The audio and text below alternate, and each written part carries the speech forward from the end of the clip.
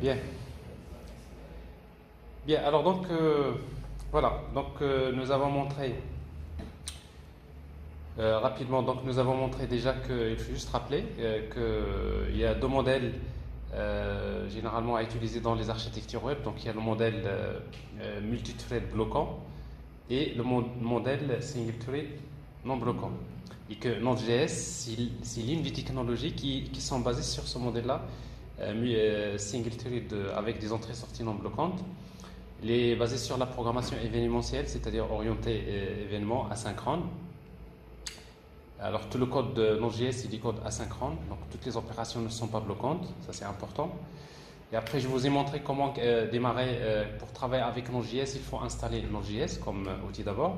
Une fois que vous l'installez, vous disposez de deux outils principaux. Il y a Node qui vous permet d'exécuter une application Node.js et NPM, c'est Node Package Manager qui permet donc d'installer les dépendances. Un projet Node.js, c'est un projet généralement pour une fois que vous créez le projet, il faut l'initialiser. Bon, initialiser le projet, c'est tout simplement créer le fichier package.json. Alors forcément avec l'option "-y", c'est-à-dire c'est juste pour éviter de vous poser des questions dans lesquelles vous choisissez souvent les réponses par défaut. Donc ça c'est. Après, je vous ai montré comment créer un serveur Node.js, c'est-à-dire utilisant du JavaScript sans utiliser de framework, notamment avec les différents modules HTTP, URL et query string dans Node.js. Et après, je vous ai montré comment travailler avec Express principalement. Donc Express, c'est l'un des frameworks Node.js qui sont souvent utilisés pour développer des applications web basées sur Node.js. Alors installer Express, donc on vient de l'installer, donc ça c'est la dépendance qu'il faut installer. Et après, donc je viens de vous montrer comment créer un serveur basé sur Node.js. Alors principalement, importer Express, instancier Express, et après vous pouvez utiliser le gestionnaire de route. Jusque-là, nous utilisons le gestionnaire de route de Express pour affecter pour chaque route particulière, pour chaque URL, vous spécifiez quel est le traitement qui va être effectué. Et pour chaque traitement, vous avez deux paramètres, à savoir l'objet request et l'objet response. Alors c'est exactement ce que vous faites avec une servlette dans laquelle vous avez donc pour chaque requête, soit get, soit post, soit put, soit delete, vous avez deux paramètres, request et response. Avec request, on peut lire toutes les données de la requête, que ce soit les entêtes de la requête et le corps de la requête. Et avec response, la même chose, on envoie la réponse HTTP, que ce soit donc les entêtes de la réponse et le corps de la réponse. Alors ça, c'est l'exemple que je viens de vous montrer tout à l'heure. Alors maintenant, si vous voulez travailler avec Node.js, vous pouvez toujours continuer à travailler avec du JavaScript classique comme ça. Bon, ça marche, il y en a beaucoup qui développent comme ça. Mais quand vous développez des grands projets, souvent écrire beaucoup de code JavaScript, à un moment donné vous aurez besoin de créer quand même des classes, vous avez besoin de structurer votre code. Du coup, donc si vous travaillez avec du JavaScript classique, ça va être un peu plus lourd. Alors c'est la raison pour laquelle donc souvent il est plus pratique de travailler avec TypeScript au lieu de JavaScript. Alors maintenant je vais vous montrer comment travailler avec TypeScript, notamment avec Node.js.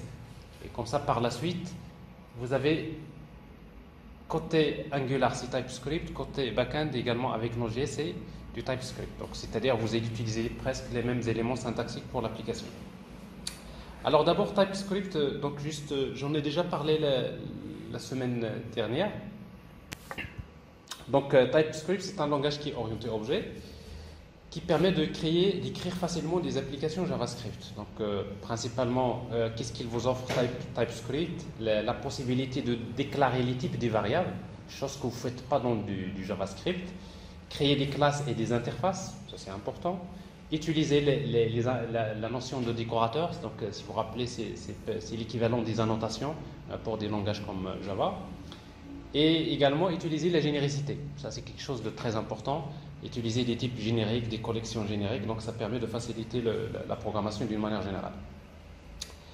Alors, quand vous écrivez des applications en TypeScript, vous avez besoin d'un compilateur qui permet de compiler TypeScript en JavaScript. C'est un transpiler, on a déjà parlé de ça. Et pour travailler avec, si vous voulez travailler Node.js avec TypeScript, donc si vous voulez écrire travailler avec TypeScript, qu'est-ce qu'il vous faut? Ben, il faut d'abord installer les dépendances suivantes. D'abord, il faut installer TypeScript lui-même.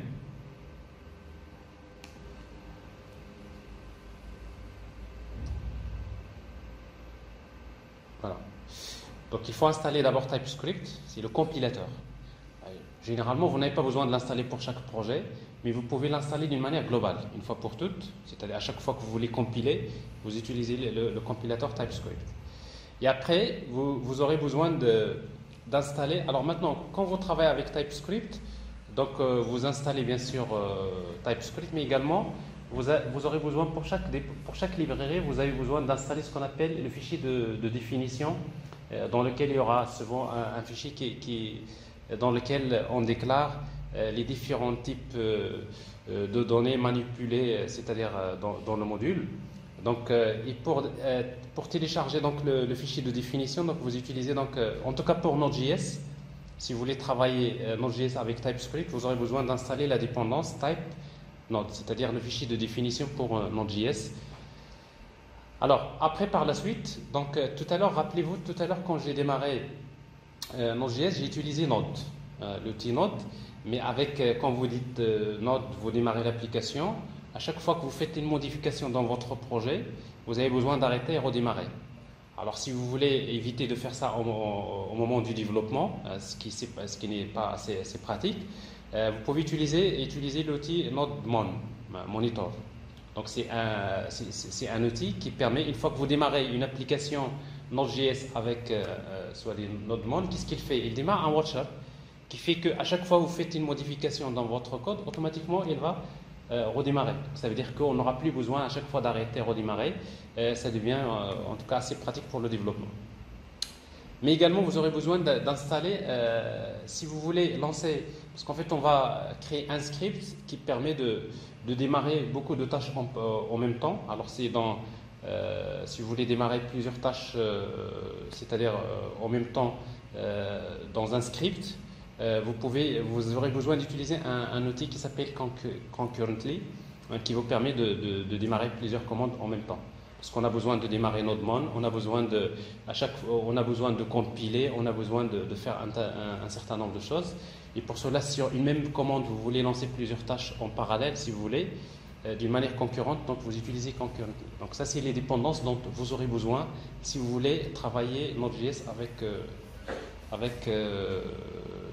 avec TypeScript. C'est bon? Bien. Alors maintenant, mais ces dépendances-là, c'est des dépendances pour le développement. Donc c'est pour cela que dans le fichier package.json, vous avez en fait des dependencies, les dépendances, et vous avez dev dependencies. C'est-à-dire quoi? Il y a des dépendances que vous utilisez que pour le développement. Mais après, il y a des dépendances qui sont utilisées par l'application. Alors c'est la raison pour laquelle quand vous installez ces outils-là, vous utilisez, au lieu d'utiliser directement save, vous utilisez savedev. C'est-à-dire qu'il va les enregistrer comme étant des dépendances pour le développement. C'est ce que je vais faire ici. Donc je vais dans mon projet, ici. Si vous voulez, je vais créer un nouveau projet, carrément, dans lequel on va essayer de faire tout ça. Alors j'arrête le projet précédent. Alors je reviens sur le dossier Node.js. Je vais créer un nouveau dossier que je vais appeler. Donc ça c'est Node.js TS. C'est-à-dire avec TypeScript. Node.js TS. Et qu'est-ce que je dois faire d'abord? npm init d'abord. Alors init, il vous crée le fichier package.json. Ok. Alors vous avez initialisé le projet. On va l'ouvrir, le projet. Open. Donc ça c'est le projet dans une nouvelle fenêtre. Elle est là, le projet. Alors une fois que le projet est créé, donc vous voyez donc notre fichier il est là. Alors maintenant, dans mon projet là, donc j'ai besoin de travailler avec TypeScript cette fois-ci, donc ça veut dire que j'ai besoin d'installer donc quelques dépendances. Alors quelles sont ces dépendances? Donc c'est npm npm install. Alors, les dépendances, donc je vais utiliser cette fois-ci save, je vais les enregistrer en tant que des dépendances de développement. Donc, j'utilise save dev et après je vais installer. Qu'est-ce que je dois installer? D'abord TypeScript. TypeScript. Normalement, TypeScript, si vous l'avez installé, pour l'installer d'une manière une fois pour toutes dans votre machine, vous utilisez l'option -G. Alors, -G, c'est-à-dire global. C'est-à-dire vous l'installez une fois pour toutes. C'est ce que vous avez fait avec Angular, si vous vous rappelez. D'accord? Mais si vous faites ça, ça veut dire que vous l'installez pour votre projet. N'est-ce pas? Alors, ça, c'est. Voilà. Ici, donc, TypeScript. Quoi d'autre? Vous aurez besoin d'installer types pour Node.js, donc le fichier de définition de Node.js, c'est-à-dire le fichier de définition TypeScript pour Node.js. Après, vous aurez besoin d'installer NodeMon, puisqu'en fait, NodeMon, comme je disais tout à l'heure, il vous permet de démarrer un watcher qui fait que à chaque fois que vous faites une modification, vous n'avez plus besoin de redémarrer à chaque fois votre application, c'est un outil. Et comme nous avons besoin de créer un script qui permet de démarrer plusieurs commandes d'une manière concurrente, c'est-à-dire en même temps, on va installer également concurrently.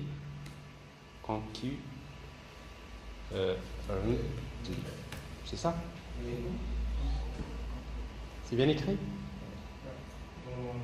Normalement. Alors on vient. Alors vous pouvez installer dépendance par dépendance si vous voulez.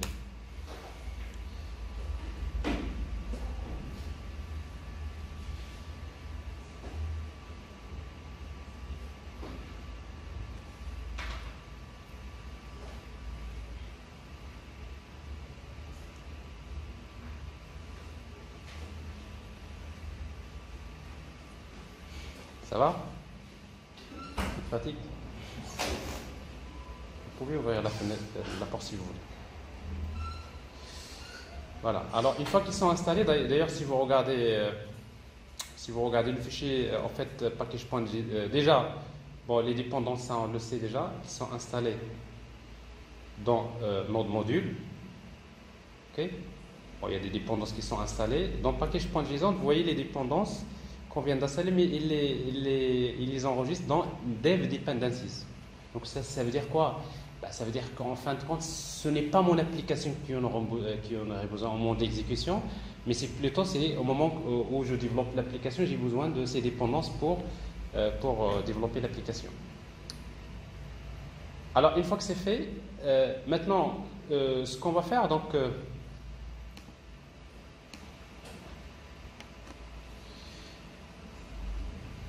alors ce qu'on va faire, c'est que alors ça c'est ce qu'on vient de faire. Alors ce qu'on va faire, on va juste faire un simple d'abord fichier index.ts dans lequel on va écrire donc du TypeScript et après pour le compiler, on va utiliser la commande tsc. Alors ouais, normalement avec TypeScript pour compiler un fichier TypeScript en JavaScript, vous utilisez le compilateur de TypeScript. TSC, qu'est-ce qu'il fait? Il va compiler le fichier, ok? Il va le compiler, il va le traduire en JavaScript. Mais quand vous allez le traduire en JavaScript, vous aurez besoin de spécifier un certain nombre de paramètres de configuration. D'abord, quand vous tapez TSC, qu'est-ce que vous voulez qu'il compile? Vous voulez qu'il compile tous les fichiers TS. Alors dans ce cas-là, il y a un fichier de configuration de TypeScript que vous allez trouver toujours dans les projets TypeScript. C'est ce que vous avez d'ailleurs dans Angular. Il y a un fichier qui s'appelle tsconfig.json. Alors en fait, dans tsconfig.json, qu'est-ce qu'on trouve? On trouve c'est la configuration du compilateur TypeScript. Alors parmi, par exemple, les commandes que vous allez trouver à ce niveau-là, il y a include.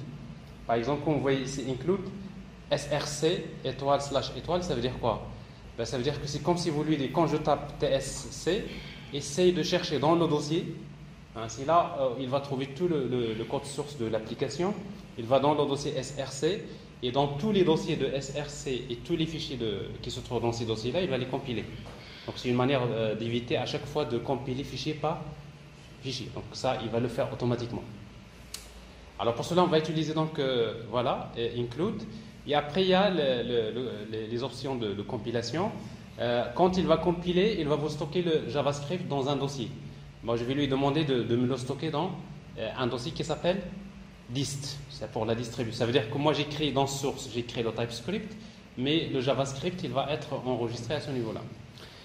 Et après, quand il génère du JavaScript, vous savez, dans JavaScript, il y a les normes ECMAScript ES 2, 3, 4, 5, 6. Donc, il y a des versions de ECMAScript. Donc, ici, donc, je vais lui demander d'utiliser donc, en fait, la syntaxe ECMAScript 6. Alors, on peut utiliser 5, 6. L'essentiel, c'est que quand il génère du JavaScript, donc, vous pouvez spécifier donc, la version que vous souhaitez. Alors, bien sûr, si vous souhaitez que, si l'application est destinée, ça il faut faire attention, si la destination est destinée, c'est pour un Node.js, il n'y a pas de problème, vous utilisez ECMAScript 6 parce que le moteur de Node.js, il reconnaît donc ECMAScript 6. Mais par contre, si votre application est destinée pour les navigateurs, c'est-à-dire pour la partie front-end, alors ça veut dire que c'est les navigateurs qui vont lire votre JavaScript. Alors,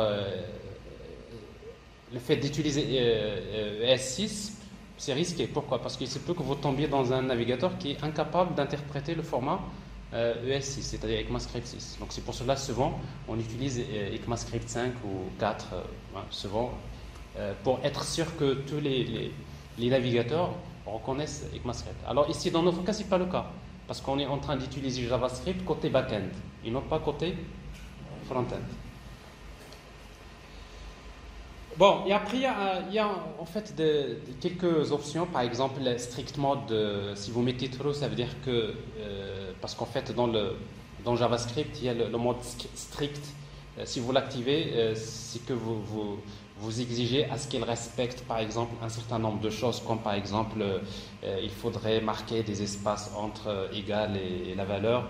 Au lieu d'avoir double quote, c'est simple quote. Bon, ça, c'est si vous souhaitez qu'il respecte, si vous voulez ça.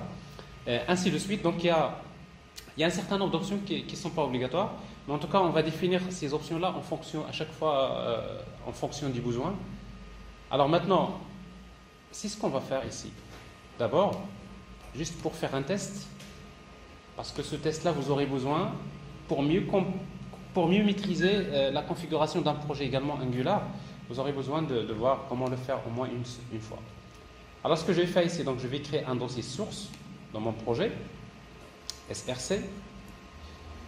Alors, dans le dossier SRC, je vais créer un fichier TypeScript, cette fois-ci, TypeScript, que je vais appeler index.ts. Alors, pour le moment, je vais écrire console.log. Ça, c'est test TypeScript. OK? Alors, ça, c'est mon fichier. Et après, maintenant, j'ai besoin de le compiler. Et pour le compiler, qu'est-ce que je dois faire? Je vais utiliser la commande tsc. Mais pour le faire, il faut quand même que je spécifie les options de configuration. Alors pour cela, donc, j'ai besoin, dans la racine de mon projet, d'écrire un fichier JSON, un file. C'est tsconfig.json. Alors dans tsconfig.json, donc vous avez un certain nombre d'options de configuration que je viens de vous montrer. Alors, on va essayer de les prendre. Donc vous avez include, vous avez bon, ça c'est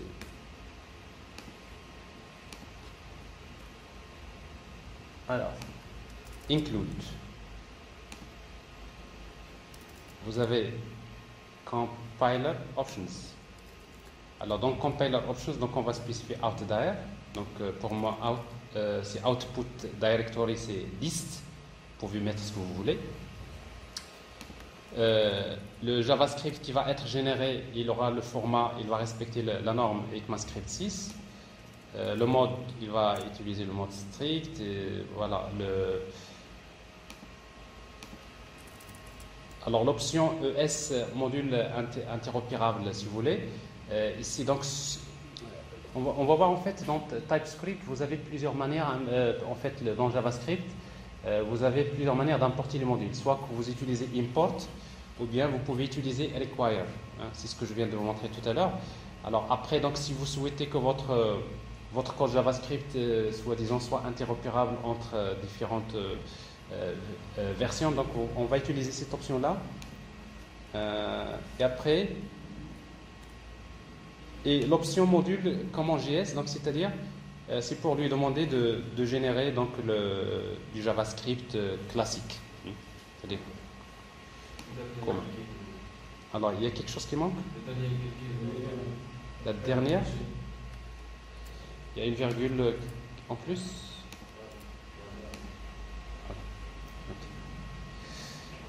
Ok, alors ça c'est le fichier, c'est un exemple de configuration, mais ce qui est important dans tout ça, c'est en quelque sorte, c'est ça, include, output dir et target.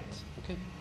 Après, par la suite, tout à l'heure, donc je vais vous montrer l'effet de chacune de ces options. Si vous voulez, on va les supprimer et on verra un peu à quoi ça va servir tout à l'heure. Alors maintenant, une fois que j'ai fait ça, maintenant je peux compiler. Alors pour compiler normalement, si vous avez installé TypeScript d'une manière globale, c'est-à-dire avec l'option "-g", directement vous utilisez la commande tsc, parce qu'en fait tsc il est disponible d'une manière globale. Mais si vous l'avez installé uniquement d'une manière locale, c'est ce que nous avons fait. Moi en fait dans ma machine j'ai fait les deux, en tout cas il est disponible en global et en local. Alors si vous l'avez installé uniquement en local, vous ne l'avez pas installé en global, pour exécuter la commande tsc, il faut utiliser npx. npx tsc. Alors en fait npx, vous voyez donc c'est Node.js, il vous installe npm, n'est-ce pas? Mais également il y a un outil npx et je lui demande d'exécuter tout simplement tsc. Donc dans ce cas-là, tsc il va chercher un script en local qui va lancer la compilation. C'est bon? Donc npx tsc ou tsc tout court, donc c'est juste pour savoir un peu la différence. Alors si vous faites ça, cette opération, c'est que vous lancez le compilateur. Alors ici, donc s'il y a des erreurs, généralement il vous affiche les messages d'erreur. Autrement, vous allez voir qu'il va vous générer un dossier qui s'appelle dist, et dans dist vous allez trouver un index.js.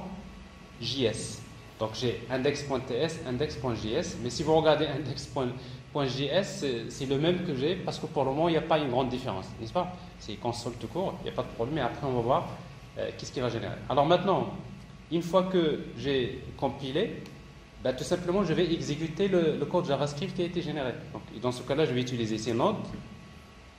Ok? Je vais utiliser node dist, le dossier dist / index.js. Donc maintenant, vous voyez, donc là, j'exécute mon script. Alors c'est donc je viens de vous montrer un peu en quelque sorte comment ça marche. Alors ça, je ne vous l'ai pas montré la dernière fois avec Angular. Pourquoi? Parce qu'avec Angular, vous écrivez du TypeScript, mais il fait ça automatiquement. Il compile en JavaScript, il lance. Justement, c'est ce que nous allons faire. Pour éviter à chaque fois de faire ça manuellement, ok? À chaque fois compiler, exécuter le JavaScript, tout simplement, on va définir un script dans le fichier package.json qui va permettre de faire ces opérations automatiquement. Alors ça, c'est l'étape suivante.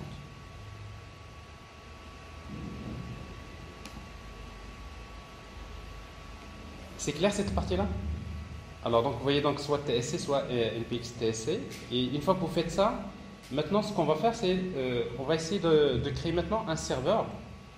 Vous voulez créer maintenant un serveur Node.js en utilisant TypeScript. Vous pouvez maintenant commencer à structurer votre code d'une manière un peu relativement différente. Alors qu'est-ce que je vais faire? Je vais d'abord créer je vais séparer. Donc c'est-à-dire mon fichier index.ts, donc je vais utiliser une classe que je vais appeler server. Ça veut dire que je vais créer mon serveur Node.js comme étant une classe à part. Donc il dit quoi? Donc je vais créer un fichier server.ts. Alors dans ce serveur-là, cette fois-ci avec du TypeScript, donc dans le dossier source, je vais créer un fichier TypeScript. Je vais appeler server.ts. Alors maintenant, ici, donc qu'est-ce que je vais faire? Donc je vais créer une classe que je vais exporter. Export class, default class. Je vais l'exporter par défaut, c'est-à-dire c'est cette classe qui est exportée par défaut. Alors server, et j'écris donc une classe server. Classe, ouais.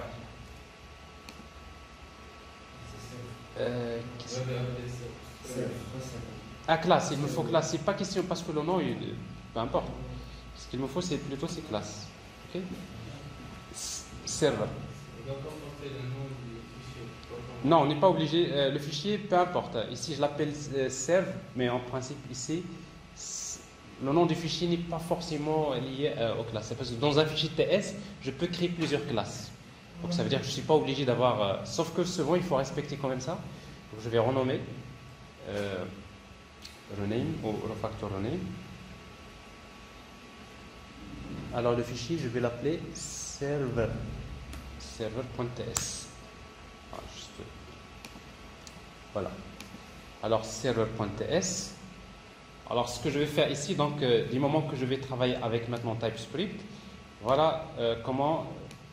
Alors bon, j'ai besoin maintenant d'utiliser Express. Ok. Ben, il faut également l'installer Express. Alors pour installer Express, il y a deux choses à installer dans mon application. Donc c'est vous mettez npm install save cette fois-ci comme dépendance. Donc Express. Bon, Express, c'est le module que nous avons installé tout à l'heure. Mais du moment que je vais utiliser Express en utilisant TypeScript, donc j'ai besoin également d'installer le fichier de définition de TypeScript. C'est-à-dire, je vais encore utiliser quoi? Types / Express.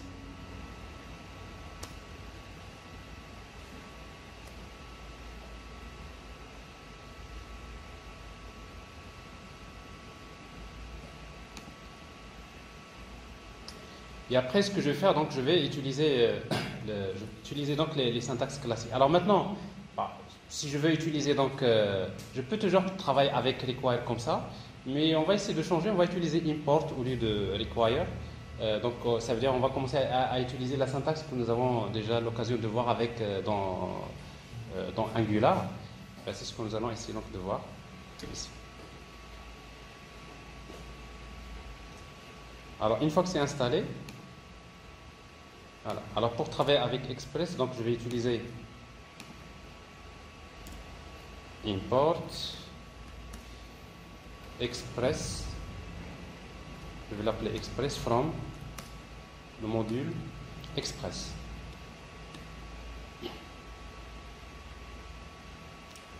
Alors maintenant, c'est là où en fait intervient la config que j'ai montré tout à l'heure. Alors import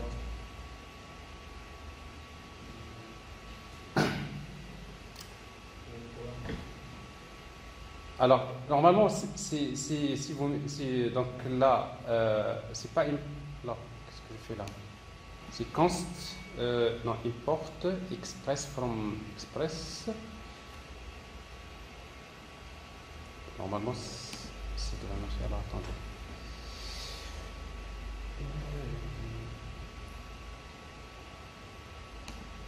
alors qu'est-ce que j'ai ici, donc c'est import express from express. Alors maintenant c'est juste question de configuration.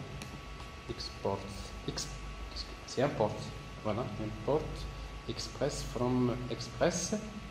Alors si on regarde le fichier tsconfig ici, tout à l'heure j'ai supprimé quelques configs plutôt. Alors ici c'est là où en fait on va utiliser c'est quand vous utilisez donc la configuration d'interopérabilité notamment. Alors vous voyez donc en fait comment dire, pour pouvoir utiliser donc les syntaxes la syntaxe import comme ça, donc vous aurez besoin donc de dire dans le fichier de configuration de TypeScript comme quoi j'accepte ce genre de syntaxe de la manière suivante. Alors ça c'est, alors après donc j'ai besoin donc voilà, je vais créer mon serveur. Alors maintenant mon serveur, qu'est-ce que je vais faire? Donc maintenant je vais structurer les choses. Donc je vais lui définir un attribut port pour spécifier le port du serveur. Et après je vais définir une méthode qui s'appelle start, dans laquelle je vais instancier Express et je vais tout simplement créer une route / dans laquelle j'affiche un message.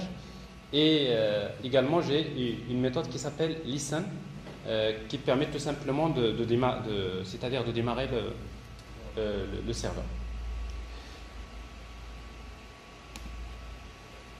Alors donc j'ai le constructeur. constructeur.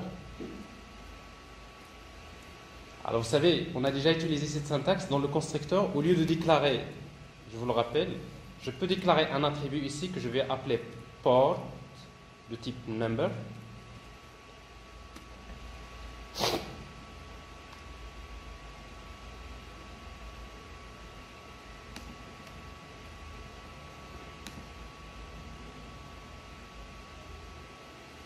Ah, il n'a pas été initialisé. Alors ici, quand je déclare un attribut ici, j'ai besoin de faire l'injection, soi-disant, au niveau du constructeur, je peux déclarer donc ici un port, plutôt port de type port, de type number. Et après vous dites 10.port égale port. Vous pouvez faire ça, n'est-ce pas? Vous déclarez un attribut, après vous l'initialisez au niveau du constructeur. Ou tout simplement, je l'ai déjà expliqué la dernière fois, au lieu de faire ça, vous supprimez tout ça. Ben, tout simplement, pour l'exporter en tant qu'attribut, vous utilisez tout simplement ici private, au niveau du constructeur. Ça revient au même. C'est-à-dire, automatiquement, il sait déjà, en fait, TypeScript, il sait que le port, c'est un attribut, donc il va l'exporter en tant qu'attribut, en même temps, il va l'initialiser. Donc, si vous voulez déclarer des attributs, donc ça, c'est le principe de l'injection des dépendances. Et après, donc, je vais déclarer une méthode start de type void, alors dans laquelle je vais créer l'objet une constante express, ou tout simplement app si vous voulez, égale express. Et après je vais utiliser donc le voilà app.get. Alors par exemple slash, ici on va recevoir request response comme paramètre. Alors maintenant, on va faire mieux.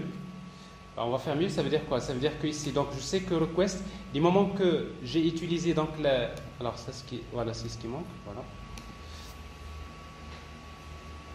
Alors ici, donc normalement, ça passe cette syntaxe. Mais là, ici, il vous dit que vous n'avez pas déclaré le type de l'objet request. Parce que là, j'ai utilisé le ECMAScript 6. En fait, dans ECMAScript 6, ça veut dire que logiquement, quand vous déclarez une variable, il faut déclarer. Vous n'êtes pas obligé, donc vous pouvez le laisser, ça va passer. Mais là, si vous voulez, c'est un warning. Alors pour cela, donc ici, donc je vais définir un type qui s'appelle request dans express. Alors si vous remarquez ici, donc vous voyez, donc il va importer donc request. Ici donc response.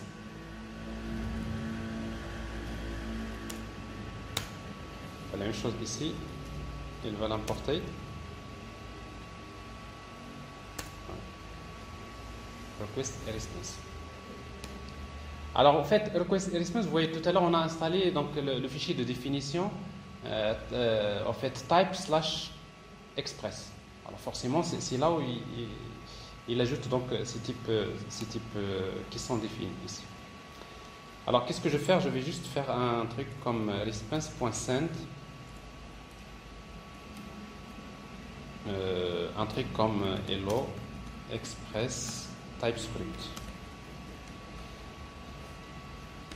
response. Alors maintenant c'est mieux, pourquoi? Parce que quand vous dites response point, alors vous voyez donc au niveau de, parce qu'il sait que c'est un type response, donc forcément l'éditeur il retrouve facilement les méthodes que vous pouvez utiliser d'une manière assez simple. Comme ça. Alors c'est donc ça, c'est start. Il fait ça, il va démarrer les routes et après il va faire également app.listen. Le port. Alors qu'est-ce que je vais utiliser comme port? Ben, je vais utiliser le port que j'ai défini comme attribut, c'est-à-dire c'est 10.port et en même temps j'ai une callback dans laquelle je vais tout simplement dire qu'une fois qu'il est démarré, je vais utiliser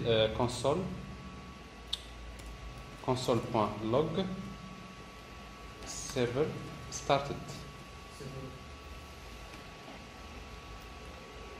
server started, voilà.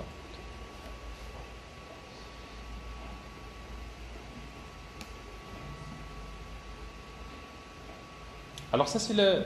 Bon, ça c'est, si vous voulez, donc j'ai créé une classe et après je reviens vers mon fichier index.ts et qu'est-ce que je vais faire ici? Donc je vais tout simplement instancier le serveur et de le démarrer. Donc pour cela, j'ai besoin d'utiliser donc let server égale new, la classe server.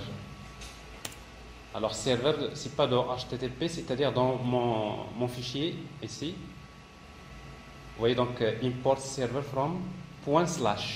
Alors quand vous voyez /, ça veut dire qu'il s'agit bien d'un module dans votre projet local. Okay? Il ne s'agit pas d'un module qui fait partie qu'il va chercher dans notre module.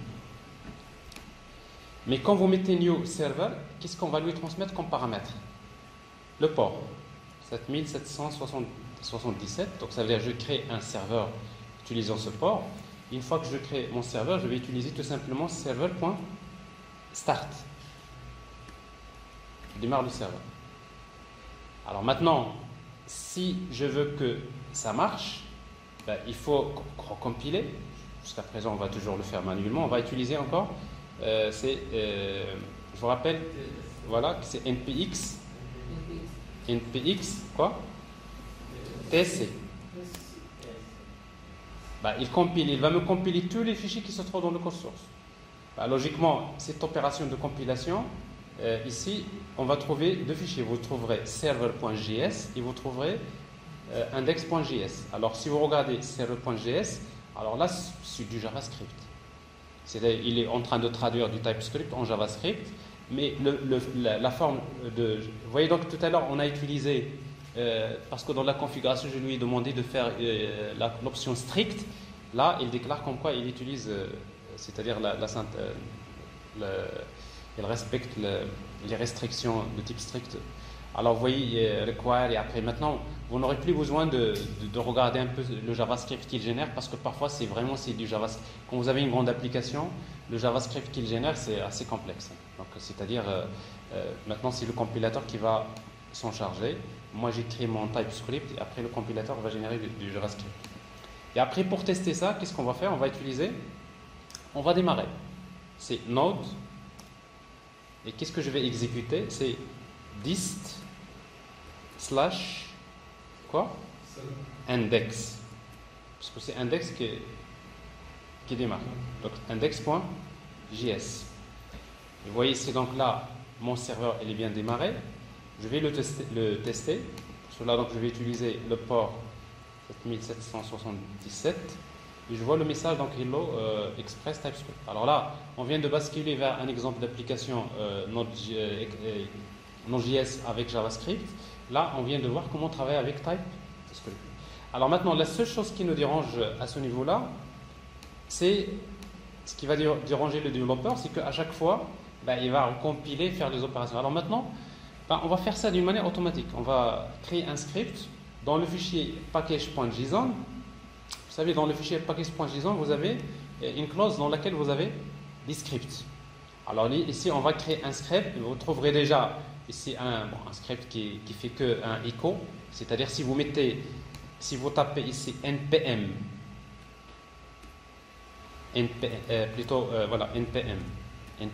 run test. Alors ça veut dire quoi ça? Ça veut dire que je demande à notre package manager d'exécuter un script dans ce projet-là qui s'appelle test. Alors ce script-là, qu'est-ce qu'il fait? Il va me faire juste un echo. Alors ici, donc, il exécute. Alors ici, bien. Alors ici, run. Echo, voilà, c'est ça, c'est le message. No test specified, etc. Bon, peu importe. Alors ça, c'est pas besoin. Alors moi, je vais créer justement un script qui me permet de faire les opérations d'une manière automatique. Alors ce script-là, il est là. Je vais vous l'expliquer. Alors, donc je vais créer, si vous voulez, on peut créer par exemple un script que je vais appeler start. Une fois que j'appelle npm run start, qu'est-ce qu'il va faire? Il va faire npx tsc, ça veut dire il va compiler. Ensuite, il va utiliser node 10 index.js. Maintenant, au lieu de faire à chaque fois compiler, je vais utiliser tout simplement npm run start, n'est-ce pas? Encore, je vais faire mieux. Je vais utiliser un script qui s'appelle dev, mais ça, celui-là, j'en aurai besoin uniquement dans la phase de développement. Qu'est-ce qu'il va faire? Il va faire 3 choses en parallèle. Donc, c'est pour cela il va commencer par la commande concurrently que j'ai installée tout à l'heure. Alors, qu'est-ce qu'il va faire? Il va lancer les commandes suivantes. Alors, il va exécuter, voilà, npx tsc, ok? Alors, npx tsc, mais en même temps, il va utiliser l'option watch. Alors, watch, ça veut dire quoi? Ça veut dire que je lance tsc, je lui demande de surveiller les fichiers. Donc, ça veut dire à chaque fois que je fais une modification dans mon code, automatiquement tsc, il va recompiler. Donc ça, c'est pour la compilation. Dès que je modifie, il recompile automatiquement. Donc je n'ai plus besoin de refaire ce travail-là, donc avec l'option watch. Et après, rappelez-vous, tout à l'heure, j'ai installé nodemon. Alors nodemon, au lieu d'exécuter node index.js, je vais utiliser nodemon index.js. Ça veut dire que quand il démarre également un watcher. Nodemon, il démarre un watcher qui permet que dès que je fais une modification dans mon application, qu'est-ce qui va se passer? Il va redémarrer l'application. Ben, il dit que donc je n'aurai plus de problème. Je modifie le code, il est recompilé, il redémarre. Il dit que donc je peux facilement aller plus rapidement au niveau de mon développement. D'accord?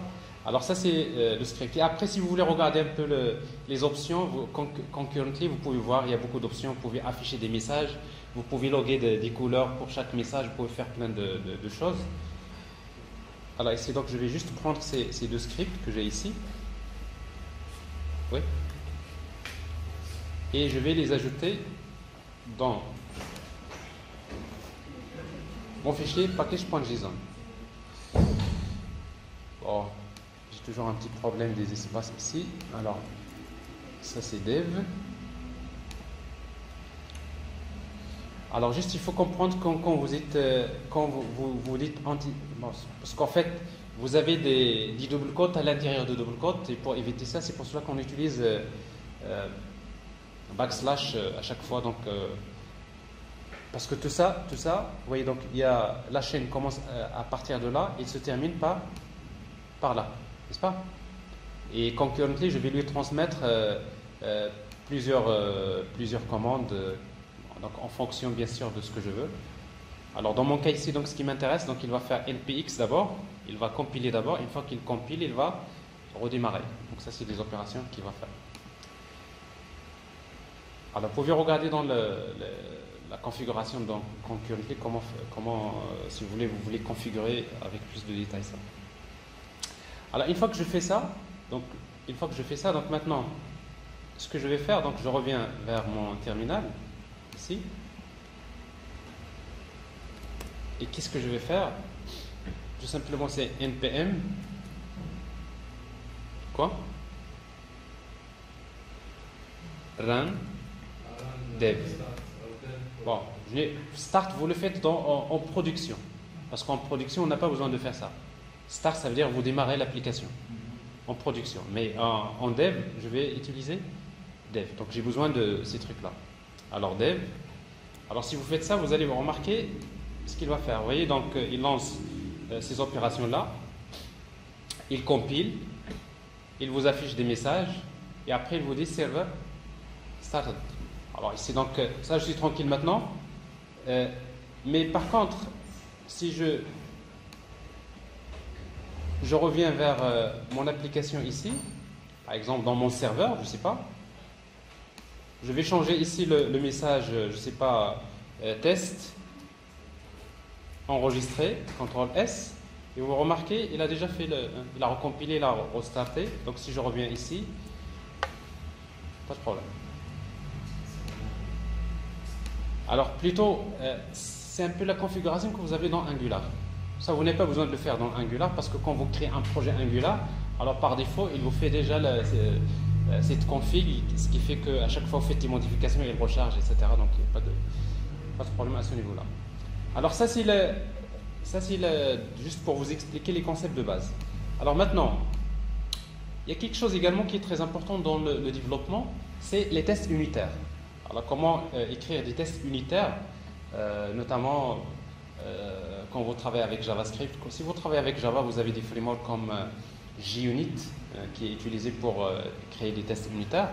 Et si vous travaillez avec JavaScript, il y a parmi les frameworks qui sont utilisés, il y a Jest. Alors en fait, Jest, c'est une librairie de JavaScript qui permet d'écrire des tests unitaires. Alors comment l'utiliser? Je vais juste vous montrer comment le faire parce que quand vous serez en entreprise, souvent on vous demande de développer des choses, mais en même temps de créer des tests unitaires. Alors n'importe quel langage, ça c'est quelque chose qui fait partie de votre travail. Alors, donc d'abord, Jest, c'est un framework de JavaScript de création des tests unitaires. Il fonctionne avec, vous pouvez l'utiliser dans différents projets, Babel, avec TypeScript ou bien avec JavaScript, dans Node.js, React, Angular, Vue. Donc ça c'est une dépendance que vous pouvez utiliser dans n'importe quel type d'application. Alors pour cela, donc pour utiliser Jest, donc qu'est-ce que vous aurez besoin de faire? Vous aurez d'abord besoin d'installer Jest comme librairie. Et la même chose, c'est une librairie qui fait partie donc des dépendances de dev, donc c'est dev.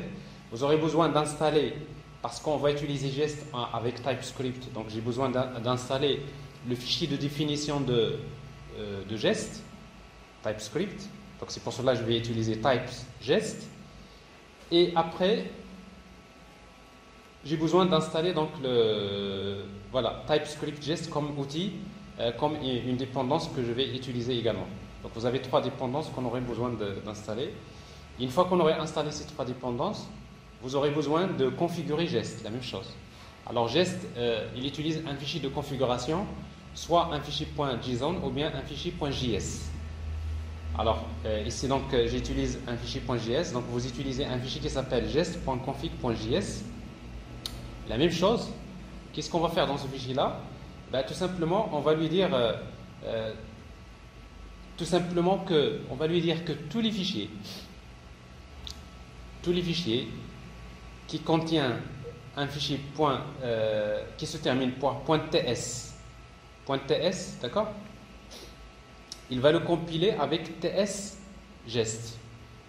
Alors, c'est-à-dire il va utiliser donc il va l'exécuter avec ts-jest pour exécuter le test unitaire. Et après, vous avez test pour l'environnement de test, c'est Node.js. Et après, ici, donc la même chose, test-match. Alors, comment il va chercher les fichiers, comment il va reconnaître les fichiers de test unitaire? Ici, vous avez donc avec test-match, vous avez /test =.test.ts. Alors ça veut dire quoi? Ça veut dire qu'à chaque fois qu'il trouve un fichier qui se trouve dans le dossier test et que ce fichier-là se termine par .test.ts, automatiquement il sait qu'il s'agit d'un test unitaire. Donc ça veut dire que quand je lui demande d'exécuter les tests unitaires, comment il va les retrouver? Bon, ça c'est le match qu'il va utiliser pour retrouver les fichiers qui contiennent les tests unitaires. Et après, par la suite, donc, on va lui demander d'inclure les extensions, des modules d'extension, donc soit GS ou bien TS. Alors ça, cette configuration, vous pouvez la retrouver dans le site de Jest et vous pouvez voir comment configurer le fichier de configuration. Alors en tout cas, c'est ce qu'on va faire. Donc et après, je vais vous montrer comment créer un test unitaire. Donc je vais créer un fichier calcul.ts. Supposons j'ai besoin de créer, supposons dans votre application, dans votre projet, on vous demande de créer une classe qui s'appelle calcul. D'accord? Une classe calcul. Dans cette classe, on vous demande de créer une fonction qui s'appelle sum, qui reçoit 2 nombres. A, nombre, et B de type number.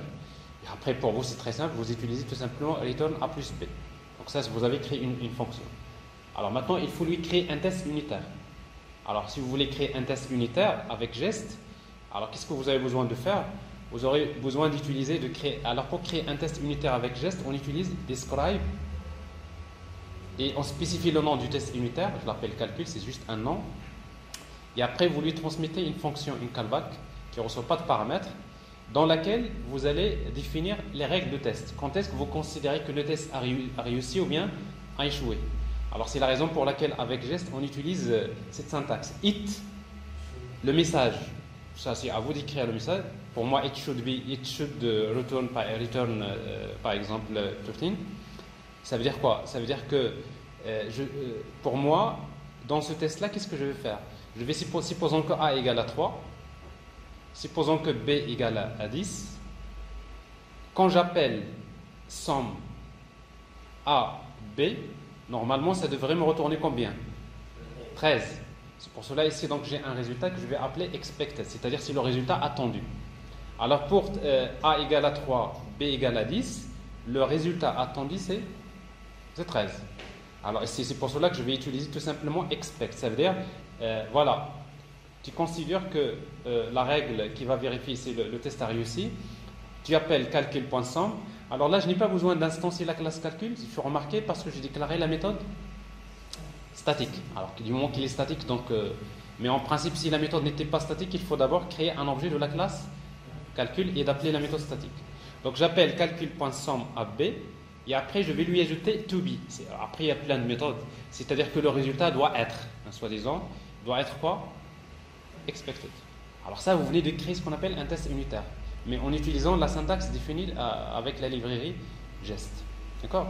Alors maintenant, on va faire ça. Vous allez juste comprendre le principe des tests unitaires, et après directement, on va passer à l'application sur laquelle on va travailler par la suite. Alors je reprends. Qu'est-ce qu'on devrait installer comme outil dans notre application? Alors je vais arrêter donc mon serveur ici, CTRL-C.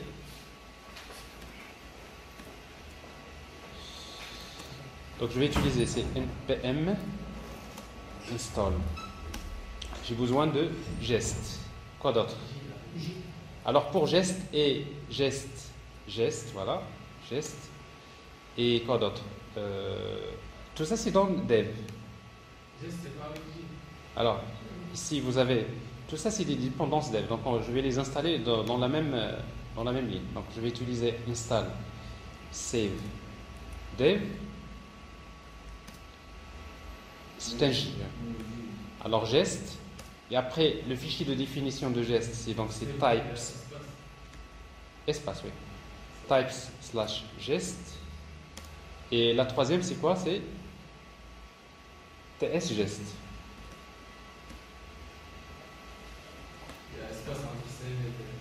Il faut l'espace, bien sûr. C'est tiré ici. Save dev, c'est-à-dire elle va l'enregistrer dans les dépendances dev. Alors ça, c'est les dépendances qu'il faut installer. Si vous voulez écrire des tests unitaires dans une application JavaScript, et principalement ici c'est TypeScript.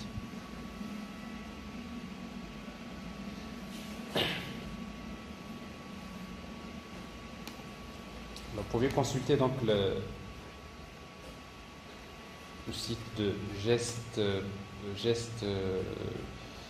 TypeScript Unit.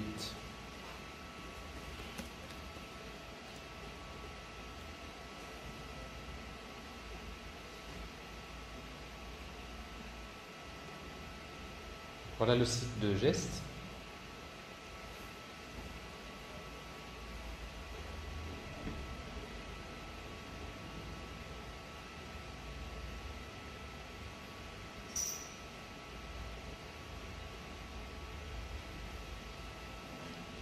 Et là, vous allez trouver rapidement, si vous voulez, quelqu'un qui veut démarrer, vous allez trouver la documentation. C'est très documenté en tout cas.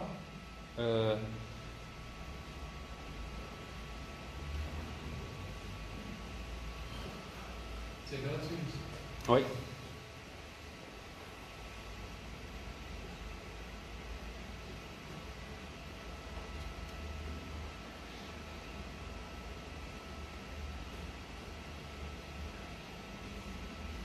Si vous allez vers la documentation, vous allez trouver des trucs comme ça. Alors, comment installer un simple test, et vous trouverez des trucs comme ça, expect. Bon, vous pouvez voir un peu la syntaxe, c'est pas si compliqué. Alors, c'est ce que je vais faire. Donc, une fois que c'est installé, qu'est-ce que je dois faire maintenant? Il me faut le fichier de configuration de Jest. Alors, ce fichier-là, alors pour moi, il s'appelle soit Jest. S'il y a la syntaxe JavaScript ou bien JSON. Donc j'utilise le fichier JavaScript. Donc c'est gest.config.js. Alors la même chose, on va le mettre dans la racine du projet, ici.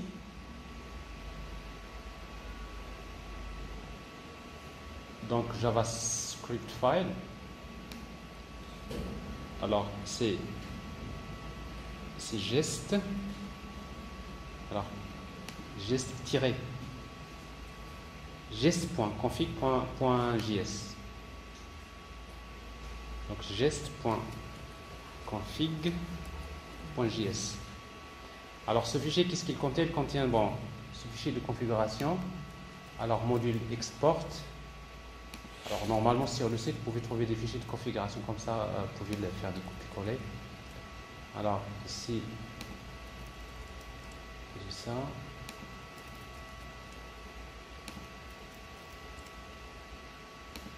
Ok. Voilà la config que je viens de vous montrer tout à l'heure.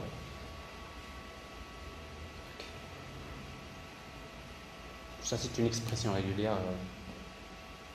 Tous les fichiers qui se terminent par .ts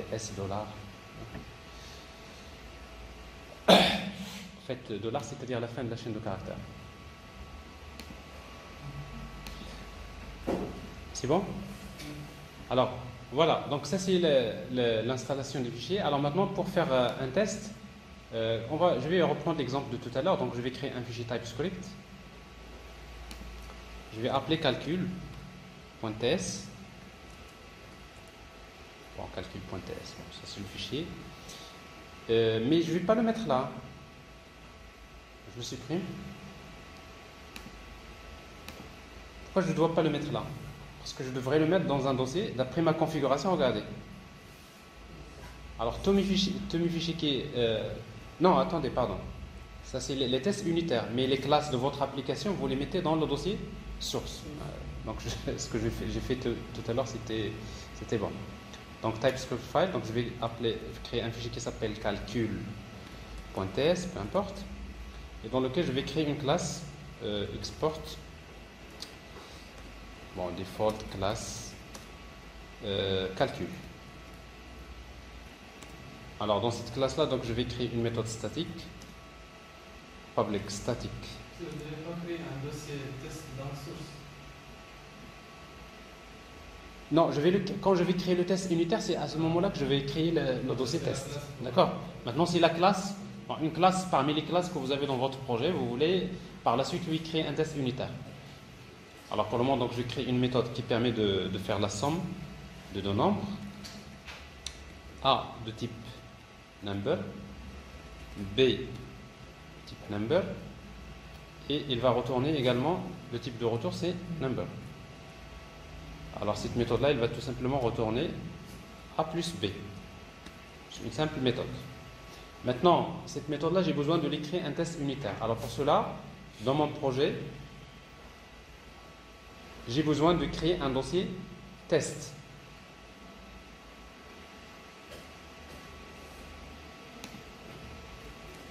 D'après ma config, alors dans le dossier test, je vais créer un fichier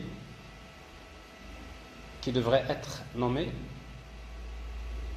c'est un TypeScript file. Alors comment on va l'appeler? Donc on va l'appeler calcul. Bon, ça vous pouvez mettre comme vous voulez, ça c'est le nom du test, mais à condition qu'il se termine par .test.ts. C'est un fichier .test.ts. Pourquoi? Parce que dans ma config, c'est ce que je disais tout à l'heure. Alors vous voyez bien dans ma config ici, je dis que quand je lance les tests, c'est quand je demande d'exécuter tous les tests unitaires, il va les chercher dans ce dossier-là et il va prendre tous les fichiers qui est .test.ts. Alors maintenant, dans mon fichier ici, calcul.test.ts, c'est ici que je vais utiliser donc la syntaxe de maintenant de geste. Il faut la consulter. Alors qu'est-ce qu'on va utiliser? Donc c'est describe, d'accord? Alors pour créer un test avec une callback qui ne reçoit pas de paramètres, donc describe, attendez, describe. Alors il faut importer le geste, import Alors, quelle syntaxe que j'ai utilisée ici? Donc, c'est. Bon, ça, c'est juste la classe calcul. Hein. Alors, describe, je ne sais pas. Alors, je vais l'importer quand j'en aurai besoin. Alors, describe, donc, ça, c'est. Doit retourner. Bon, ça, c'est juste un texte. Doit retourner 13. Alors, ici, une fonction qui décrit mon test unitaire. Et ici, vous utilisez it should. Alors, vous remarquez avec IntelliJ, ben, quand vous voyez it, c'est des instructions qu'il connaît déjà. Si vous mettez entrée, vous voyez donc ça permet de vous donner déjà la syntaxe d'une manière assez rapide. Donc, là, attendez, mais là je suis en train de confondre les choses. Ici, donc mon test, je vais l'appeler c'est calcul pour tester la classe calcul. Et ici, donc, pour moi, le message, c'est doit retourner, par exemple, 13.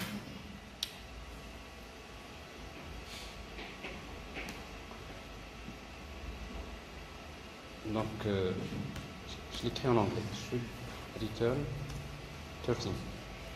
Alors, ici, donc, qu'est-ce que je vais faire pour faire le test? Donc, je vais dire let une variable A de type number égale à 8. Let une variable B de type number dont la valeur c'est 5. Et après, let une variable qu'on appelle souvent expected. Alors, vous pouvez l'appeler comme vous voulez, le résultat. Le résultat attendu, c'est 13. C'est comme si vous dites je connais les inputs et l'output je connais déjà. Alors maintenant, qu'est-ce que je vais faire? Donc je vais dire tout simplement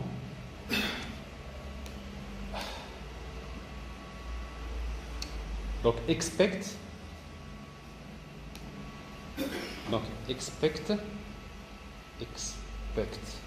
directement calcul, la classe calcul, donc là il l'a importé, point sum, je lui donne A et B et après je vais lui dire point expect to be. Alors to be quoi c'est expected. Ok. Bon, expect, il me retourne un résultat. D'accord. Et ce résultat, je vais lui dire, en fait, l'objet expect, je vais lui dire, voilà. En fait, il n'y a pas que to be, vous pouvez avoir un truc comme supérieur, inférieur, equal, contient, des trucs comme ça, n'est-ce pas? Pour ça, sinon, vous pouvez spécifier plein de méthodes qui permettent de vérifier comment votre résultat il est bon. Alors là, bon, ça c'est un simple test unitaire. Si vous n'avez jamais écrit un test unitaire en JavaScript, notamment, vous pouvez voir un peu comment ça se passe. Et si jamais vous avez fait un test unitaire carrément dans votre vie, parce que souvent, quand on est étudiant, souvent vous ignorez un peu ça, mais quand vous serez en entreprise, ça c'est clair. Donc pour chaque chose que vous développez, il faut lui créer des tests unitaires. Oui. Alors maintenant, on va vérifier, oui. Est-ce qu'il est nécessaire de spécifier expect au cas où ils arrivent des fois le résultat on ne connaît pas à l'avance? Ils arrivent des fois le résultat on ne connaît pas à l'avance parce qu'on a fait 5 plus 8, on connaît c'est 13. Il y avait mis 13 dans expect et puis pour l'appeler. Et là où vous avez écrit 13, ouais. Ça arrive des fois on ne connaît pas le résultat à l'avance. Non, mais dans le test unitaire, le principe des tests unitaires, quand vous créez par exemple un algorithme, comment vous pouvez vérifier est-ce que votre algorithme marche ou pas? Le seul moyen, c'est de connaître des inputs, mais le output, vous attendez déjà un résultat. Normalement, si vous dites si je lui donne ces données-là, il devrait me donner ça. Ben, c'est ça le test unitaire. Donc ça veut dire que concevoir un test unitaire, parce qu'en fait, pour vous, ce que vous faites souvent, vous exécutez, vous regardez avec vos yeux le résultat et vous dites ouais, ça marche. Mais qu'est-ce qui vous prouve que ça marche? Alors pour les entreprises, en tout cas dans le domaine du développement, de l'ingénierie logicielle, chaque classe écrite, pour chaque méthode que vous écrivez, chaque algorithme, il faut lui créer un test unitaire. Et quand vous voyez, parfois le développeur il passe du temps à écrire une classe, et parfois il passe plus de temps à écrire le test unitaire. Ça c'est pour la qualité logicielle. Et après vous allez voir, quand vous écrivez pour chaque chose, vous lui créez un test unitaire, vous lui écrivez un test unitaire. Alors, tout simplement, c'est que dès que vous faites une modification quelque part dans votre projet, les tests unitaires s'exécutent. Et après, si votre modification va entraîner un problème dans une autre classe, il vous dit attention, la modification que vous avez faite, ça a entraîné un problème dans une autre dépendance. Alors ça, c'est ce qu'on appelle les problèmes de régression. Alors maintenant, voilà.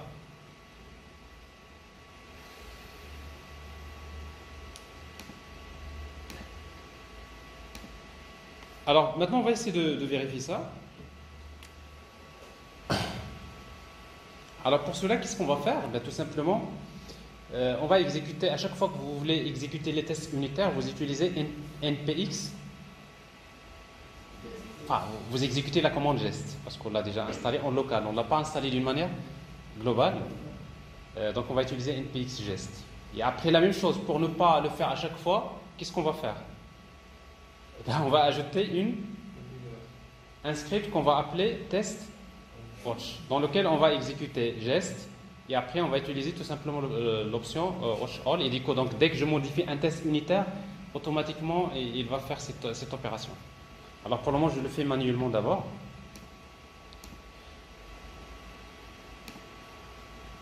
Alors npx gest npx. Oui. Alors, vous remarquez un peu ce qui va se passer, c'est qu'il va compiler, il va exécuter le test. Il a trouvé déjà un test qui s'appelle calcul.test.ts. Il l'exécute et il vous donne le résultat. Là, il vous dit qu'il y a un test unitaire qui est passé. OK. Alors, passé, il a exécuté. Quels sont les tests qui ont réussi? Il y a un. Donc, ça veut dire ici, il n'y a pas de problème. Alors, supposons, on va tricher. Supposons ici, je me suis trompé, je lui dis, bon, là j'attends 12 au lieu de 13. N'est-ce pas? Normalement, quand j'exécute le test unitaire, il doit me dire que le test n'a pas réussi. Il exécute le test, il le retrouve, il vous dit que le test a échoué. N'est-ce pas? Alors pourquoi je vous montre ça? Parce que si vous vous rappelez, quand j'ai parlé la dernière fois de Angular, je vous disais que dans un composant, il y a 4 fichiers. La partie HTML, la partie CSS, la partie TypeScript et la partie .spec.ts, c'est le test unitaire. C'est-à-dire que pour chaque composant que vous créez, vous avez un fichier pour les tests unitaires. J'en ai déjà parlé, bon, souvent vous ne l'utilisez pas, mais après vous allez voir qu'il utilise Jasmine pour justement utiliser ces tests unitaires. Alors ici, donc vous voyez, alors je reviens ici, la même chose, donc je vais dire 13. Mais maintenant, ce qui me dérange, c'est qu'à chaque fois que je modifie, j'ai besoin qu'il refasse les choses. Alors qu'est-ce que je dois faire? Je dois ajouter un script. Alors c'est ce script que je vais ajouter ici. C'est deux scripts là. CTRL-C. Alors je les mets dans package.json. Ici. Alors le premier, quand vous tapez npm test, il va exécuter tout simplement gest. Et après, en fait, l'option verbose, il va vous afficher les détails. Il vous affiche beaucoup de commentaires, c'est-à-dire du test, sur le test. Ou bien vous avez TestWatch. Alors TestWatch, ce qui nous intéresse en dev, TestWatch, qu'est-ce qu'il fait? C'est-à-dire il démarre le test, mais en même temps il démarre un watcher. Et du coup, donc je n'aurai plus besoin de relancer la commande à chaque fois. Donc il utilise tout simplement l'option watch all. Mais de toute façon, ici gest. Mais si vous n'avez pas installé gest d'une manière globale, qu'est-ce qu'il faut faire ici?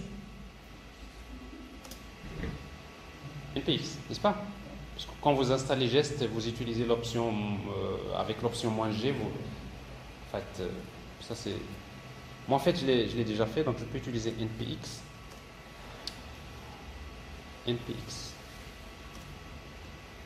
Gest.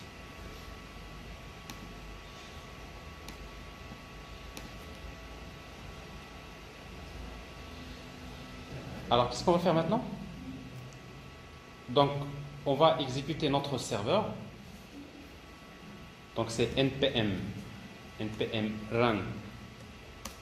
Ok. Notre serveur c'est quoi? npm run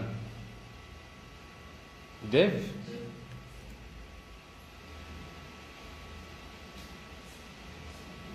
Ça c'est le serveur est démarré. Je lance un autre invite et je vais lui dire également c'est npm. Après on peut les lancer dans le même script. Alors npm run test watch.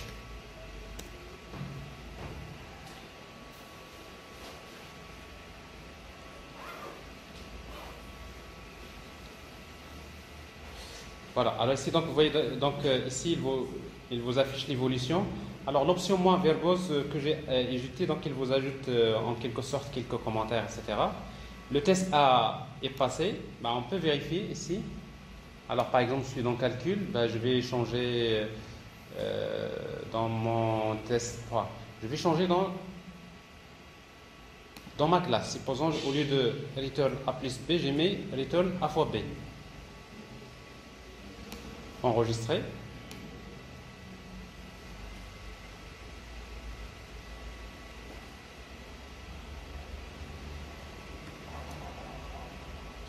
Vous voyez donc il a relancé le test et après il me dit que le test a échoué. A moins B. Il relance. Donc ça veut dire que j'ai également démarré un workshop pour les tests unitaires. Voilà, alors ça c'est concerne le test. Alors après par la suite, donc cette histoire des tests unitaires, je ne vais plus l'aborder. Donc ça vous donne juste une idée comment utiliser les tests unitaires dans une application JavaScript d'une manière générale et particulièrement pour Node.js.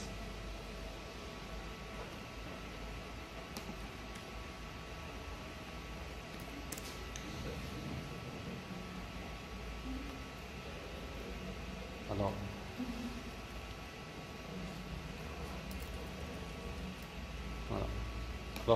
Voilà.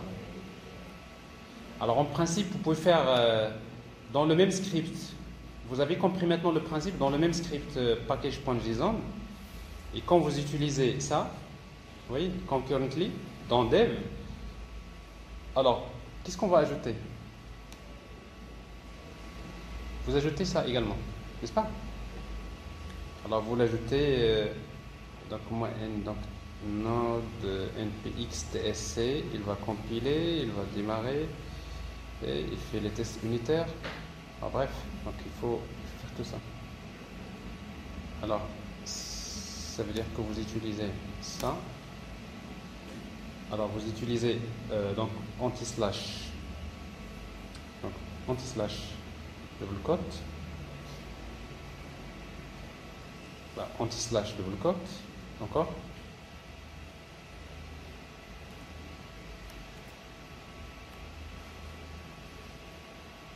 Et entre les deux, je fais ça.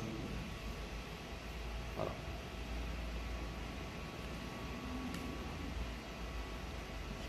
Bon, c'est-à-dire que maintenant j'ai inclus dans Dev même les tests unitaires.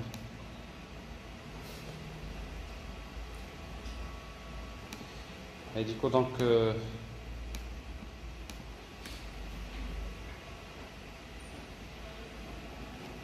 j'arrête mon serveur.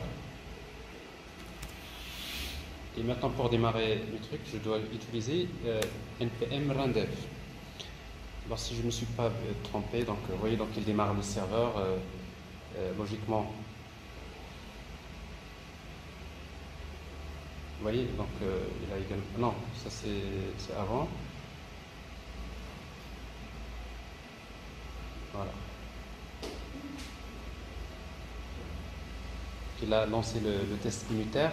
Mais après, a priori, donc, en principe, il faudrait les synchroniser, c'est-à-dire normalement, avant de démarrer, il faut d'abord que les tests unitaires, il termine d'abord les tests unitaires, après il démarre. Alors bref, donc ça c'est, je vais,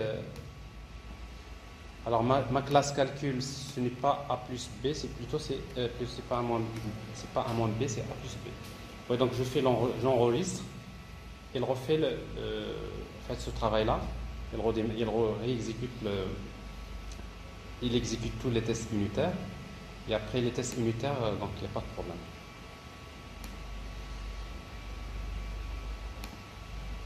Voilà. Alors ça c'est le. Maintenant on arrive à la dernière partie.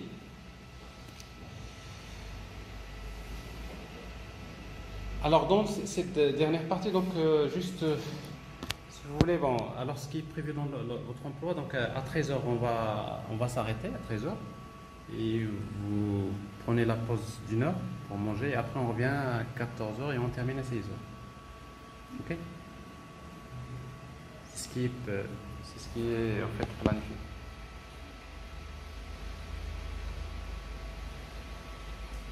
Alors, si vous vous rappelez, tout à l'heure, donc j'avais parlé de Express, et je disais que Express, en principe, il définit un ensemble de modules qui vont travailler sous forme de ce qu'on appelle les middleware.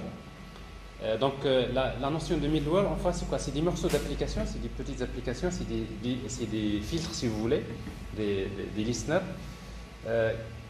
qui permettent donc de rendre un service particulier à votre application.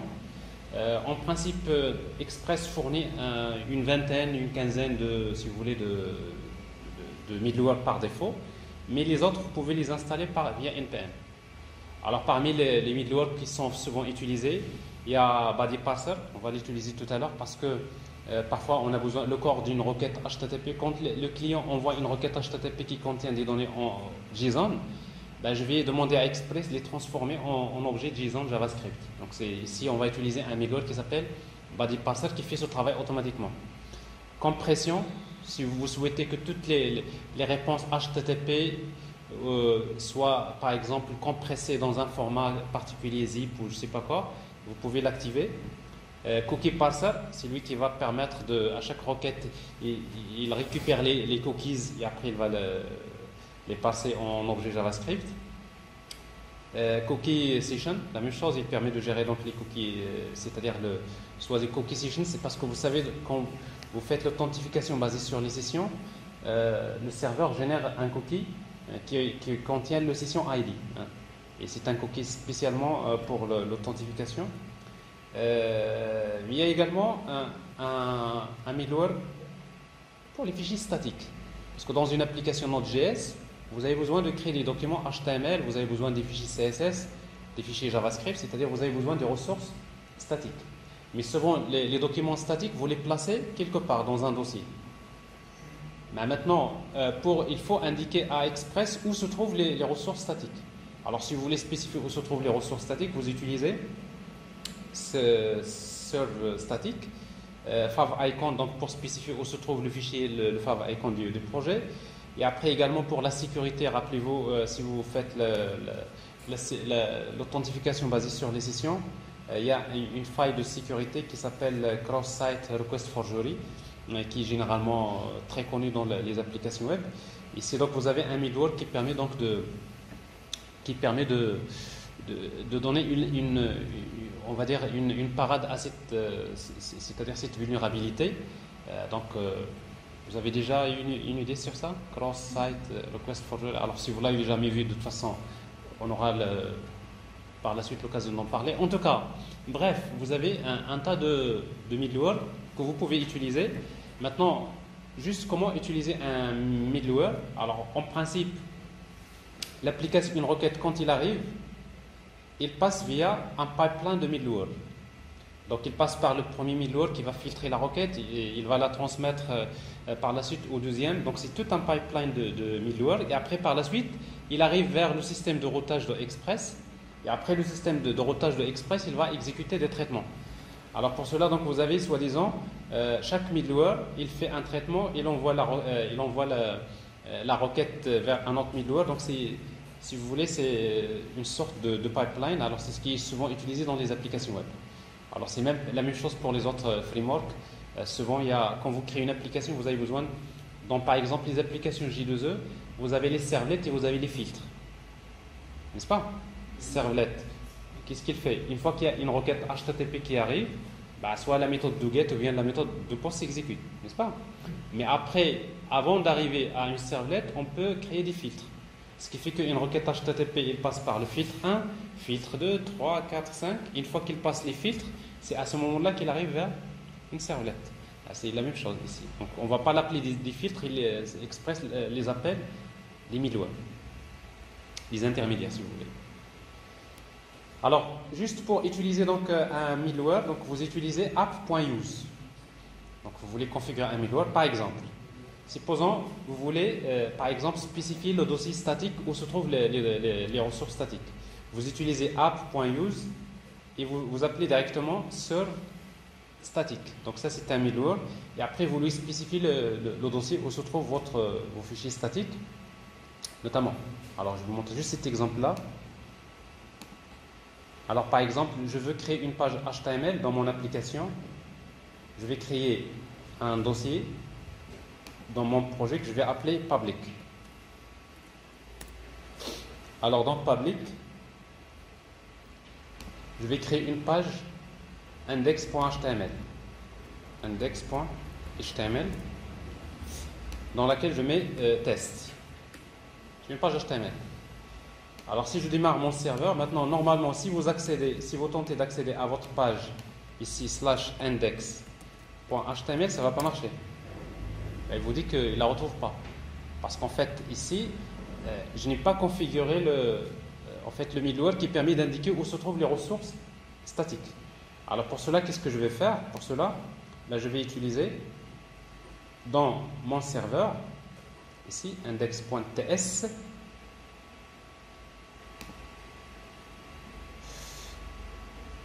que je vais faire ici? Donc je vais utiliser Express, bon, c'est dans mon serveur, alors là, je fais dans le serveur ici. Bon, Express ici, dans mon fichier Express, une fois qu'il est créé, je vais utiliser ces app.use et je vais utiliser donc le serve statique. Alors, serve statique. Comme ça. Et après, je lui transmets comme paramètre le dossier.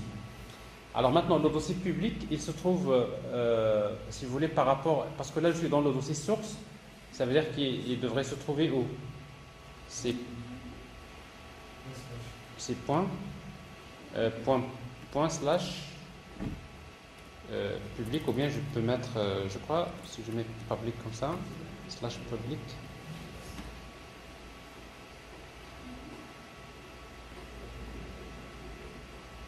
Pas compatible avec la signature.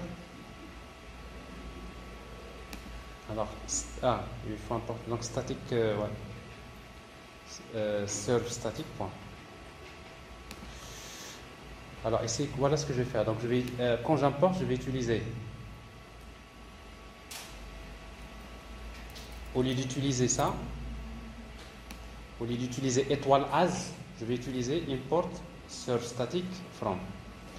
Et là, j'utilise donc ici public, le dossier public, bon, comme ça. Logiquement, parce que j'ai déjà démarré un washer, il va faire un restart. Alors ici, donc, vous voyez, donc, quand je mets index.html, il me retourne donc, la page HTML. Donc ça veut dire, si vous faites une application, disons MVC côté serveur, ou bien le rendu côté serveur, vous avez besoin d'utiliser ce middleware-là. Mais il n'y a pas que ça. Vous avez plein de middleware qu'on va utiliser dans notre exemple. Ici, par exemple, body parser. Alors, si vous mettez app.use body parser JSON, ça veut dire que vous dites, voilà, une fois que tu as une requête HTTP qui contient des données, tu les passes en format JSON. Donc, vous pouvez directement récupérer les données, un objet JavaScript côté serveur. Quoi d'autre? Il y a... Bon, ça, c'est tout. Il y a body parser. Si vous mettez body parser comme ça, sans mettre .json, parce qu'il n'y a pas que le format JSON, il y a d'autres formats, URL encoded, etc. Si vous faites body parser, il va faire en même temps, il va faire un parse JSON et en même temps il fait un parse URL encoded, c'est-à-dire il fait les deux. Mais c'est déprécié. Donc, vous allez voir tout à l'heure, c'est-à-dire à partir de la version de Express 4. C'est déprécié, donc ça veut dire que quand vous mettez body parser, il faut spécifier si vous voulez faire les deux, donc il faut les déclarer les deux si vous voulez. Alors cet exemple-là, on va y revenir tout à l'heure. Voilà. Alors ça concerne les concepts de base sur Node.js. Alors maintenant, il va falloir qu'on fasse, maintenant, ce qui reste, c'est de faire une application dans laquelle, assez pratique, dans laquelle il y aura une partie back-end, c'est du Node.js avec TypeScript, dans laquelle on va essayer donc de gérer des livres, comme ça. On va utiliser une base de données MongoDB, une base de données NoSQL. On va utiliser Express. Et côté front-end, on va utiliser Angular. D'accord ?